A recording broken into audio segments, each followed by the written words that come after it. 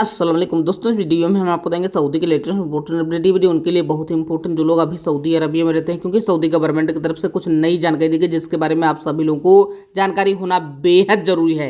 सबसे पहली अपडेट उन लोगों के लिए है जो लोग अब सऊदी अरब में एंट्री करने वाले हैं, क्योंकि यहाँ पर अब काफ़ी बड़ा बदलाव कर दिया गया है कोरोना वायरस की वजह से।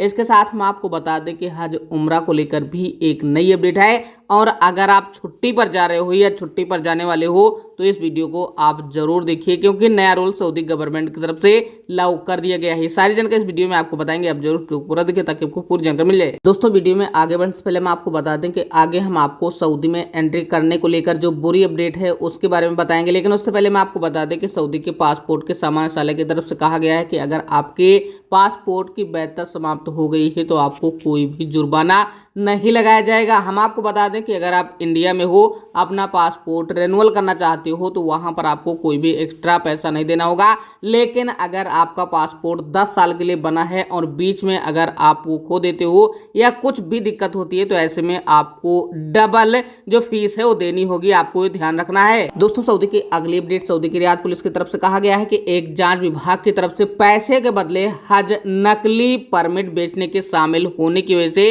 एक व्यक्ति को अभी गिरफ्तार कर लिया गया। बताया गया है कि ये राष्ट्रीयता जो है यमनी का था और रेजिडेंसी कानून का उल्लंघन कर रहा था, इसलिए अभी इसको गिरफ्तार करके आगे लोक अभियोजन के लिए भेज दिया गया है। दोस्तों, सऊदी की अगली अपडेट हज और उम्रा मंत्रालय की तरफ से जारी किया गया है कि अब सऊदी अरब में जितने भी लोग हैं वो हज उम्रा के लिए आवेदन कर सकते हैं। यहाँ पर भी 9 दिन के अवधि के लिए हज उम्रा में आवेदन करने के लिए जो सिस्टम हो जारी किया गया है। दोस्तों, सऊदी की अगली अपडेट एक महत्वपूर्ण अपडेट है, क्योंकि ये अपडेट अभी वार्षिक छुट्टी को लेकर है। अगर आप सऊदी अरब में 1 साल तक अपने कपिल के पास काम करते हो तो वहां पर 21 दिन की आपको छुट्टी दी जाती है, लेकिन अगर आप उसका फायदा नहीं उठाते हो, छुट्टी नहीं जाते हो, तो आपको पूरा का पूरा वहां पर सैलरी भी दिया जाएगा, यानी डबल 21 दिन के लिए आपका जो पैसा है वो दिया जाएगा।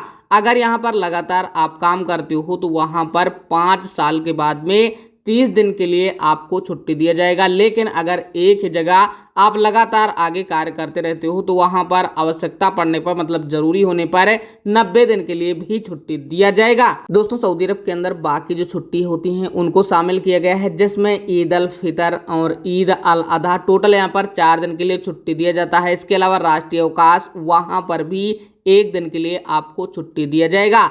अगर किसी की डेथ हो जाती है तो वहां पर क्या होता है कि 5 दिन के लिए छुट्टी दिया जाता है। लेकिन अगर मुस्लिम कार्यकर्ता है तो उसके पति की मृत्यु हो गई है तो ऐसे में उसको बाहर रखा गया है, क्योंकि उसका गणना जो है 4 महीने के हिसाब से किया जाता है। गर्भावस्था के मामले में यहाँ पर 10 दिन के लिए बताया गया है, शादी के मामले में 5 दिन के लिए। इसके अलावा अगर कोई भी नवजात बच्चा जन्म लेता है तो 3 दिन के लिए। और आगे जो अपडेट दिया गया उसके अनुसार ये भी कहा गया है कि अगर कोई भी सऊदी अरब के अंदर परीक्षा देने के लिए जाता है तो 15 दिन के लिए छुट्टी वहां पर दिया जाता है, लेकिन उसका प्रमाण पत्र आपको जमा करना होगा, क्योंकि वहां पर आपको सैलरी भी दी जाएगी पूरी की पूरी। अगर आप हज उम्रा करना चाहते हो, यानी यहाँ पर अगर आप तीर्थ यात्रा करना चाहते हो तो आपको 10 से 15 दिन के लिए छुट्टी दिया जाएगा, और यहाँ पर 2 वर्ष तक काम करना आवश्यक आपको होगा, इसके लिए भी बताया गया। दोस्तों, सऊदी अरब के अंदर अगर कोई भी बीमार हो जाता है कार्यकर्ता तो ऐसे में वो हकदार है 30 दिन की छुट्टी के लिए, मतलब टोटल यहाँ पर 30 दिन आप बिना काम की भी सैलरी ले सकते हो। लेकिन आपको ये ध्यान रखना है कि आगे भी अगर आप बीमार रहते हो यानी 60 दिन तक या इस तरह से, तो वहां पर 3/4 ही आपको सैलरी दिया जाएगा। और आगे अगर आपको भी फिर जरूरत पड़ती है छुट्टी की तो बिना वेतन के आपको अगले 30 दिन तक छुट्टी दिया जाएगा। दोस्तों, अगली अपडेट सऊदी अरब के एयरलाइंस की तरफ से कहा गया है कि हज उड़ान की सेवा के लिए 14 विमान एक निजी बेड़ा आवंटित किया गया है, लेकिन 15 स्टेशन में 268 अंतर्राष्ट्रीय उड़ान, 6 स्टेशन में 32 घरेलू उड़ान है, यानी 100% अंतर्राष्ट्रीय उड़ान भी स्टार्ट की जाएगी। अब हम आपको बताते हैं सऊदी के नागरिक उड्डयन विभाग की तरफ से क्या नई अपडेट दी गई है, क्योंकि यहाँ पर एक नया प्रपत्र भी जारी किया गया है। कहा गया है कि अगर आप सऊदी अरब में अब एंट्री करना चाहते हो तो आपको ध्यान रखना है कि एंटी कोरोना वायरस का वैक्सीन आपको पूरा करना है, और वो भी नकारात्मक होना चाहिए, 72 घंटे के अंदर होना चाहिए। आपको ये सारी बातें ध्यान रखना है, उसके बाद ही आपको अब सऊदी अरब में एंट्री मिलेगी। और अगर आप विफल पाए जाते हो, ऐसे पूरे पेपर आपके पास नहीं होते हैं, तो आप आपके ऊपर एक तरह से कानूनी उपाय किए जाएंगे और आपको जिम्मेदार भी ठहराया जाएगा। तो आपको एंट्री करने से पहले ये सारी बातें ध्यान रखना है। बाकी अगर आपके मन में कोई सवाल है तो कमेंट बॉक्स के माध्यम से कमेंट करें।